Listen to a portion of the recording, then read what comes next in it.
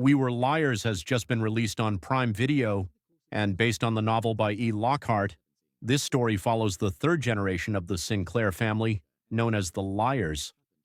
Spread over the course of two summers, Summer 16 and Summer 17, the show focuses primarily on Cadence Sinclair's amnesia and her struggle to remember what happened leading up to the accident at the end of Summer 16. With a twist that hits hard and deeper themes exploring generational trauma and its long-lasting impact, let's dive into the ending of this show, break it down, and unpack that gut-punch twist that was right in front of us the entire time. Just a heads up, this video will contain spoilers. The twist explained. The twist was right under our noses the entire time. It was in the title, We Were Liars, not We Are Liars. The past tense should have been the giveaway. Throughout the show, Cadence struggled to remember what happened during Summer 16, when she was found unconscious on the beach. In Summer 17, she returned to Beechwood Island, and the DR, the family, were keeping what happened a secret. Every time Cadence remembered the truth, she had an emotional breakdown, passed out, and forgot again. So they thought it best to shield her from the truth. But as Cadence began to unravel the events herself, the horrifying reality emerged. The Liars, Cadence, Johnny, Mirren, and Gat, had planned to burn down the Sinclair family mansion as a symbolic reset to the toxic family values they despised. The plan was to start the fire in the attic at midnight, but Cadence started it on the ground floor instead. The fire spread too quickly, trapping Johnny and Mirren upstairs. Gat, who was waiting outside on a boat, ran back in to save them after realizing Cadence was taking too long. The fire then reacted with the house's gas lines, causing a massive explosion that threw Cadence into the water and killed the other three. They never made it out. That meant everything Cadence saw during Summer 17, their conversations, their time together, was a hallucination caused by her medication and grief. She was seeing ghosts, the people she loved most.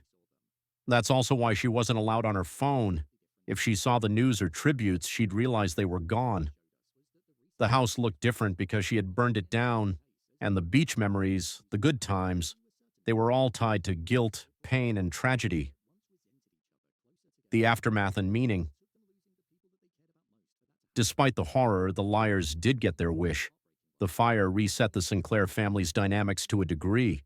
The loss brought the previously resentful sisters closer together, but it came at a steep cost. Mirren's story was especially heartbreaking. She spent her life feeling invisible, the runt of the litter, as she said. But in her final moments, she discovered her mother had restored her broken painting, symbolic of love and recognition. Like when the black pearls were passed down as a sign of affection, this gesture allowed Mirren to feel seen, finally just before her death. In a tragic twist, her art was only displayed publicly after she died. Personally, I didn't see this twist coming. I spent most of the series looking for signs of an attacker, suspicious behavior from others. But that wasn't the story. The real villain was the toxicity within the Sinclair legacy, and it caught me completely off guard. The ending explained. In the final episodes, Cadence's grandfather, Harris, used his power to cover up the truth. He fabricated a story that an employee had improperly stored gas and caused the fire. He knew the Liars were responsible, but spun the lie to protect Cadence and the family name.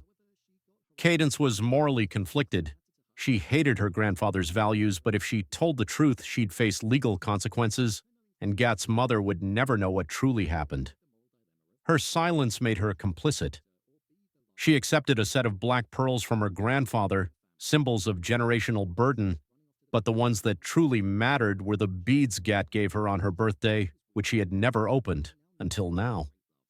Faced with a reporter asking for the truth, Cadence didn't respond. Instead, she ran to the beach, got on a boat, and sailed off, just like she used to do with Gat. She said she was weak and complicit, that she'd known great love and loss, and that she was once a Sinclair. Then she threw the black pearls into the ocean, symbolically rejecting her family's legacy.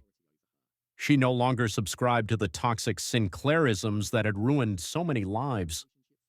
Her grandfather no longer had control over her because she no longer valued wealth or legacy. Her mother, for the first time, was honest, admitting her affair was the reason her marriage ended and that she kept it secret out of fear Cadence would choose her father. That moment of truth was one of growth and solidarity. As for Harris, it's questionable whether he actually changed.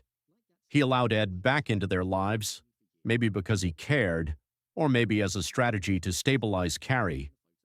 But the racist undertones, the arrogance, and the bitterness remained.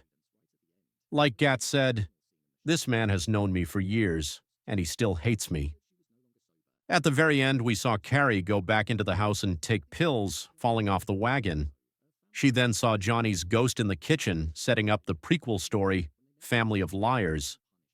This connects to the conversation between Carrie and Bess, where they hinted at being punished for what they did one summer.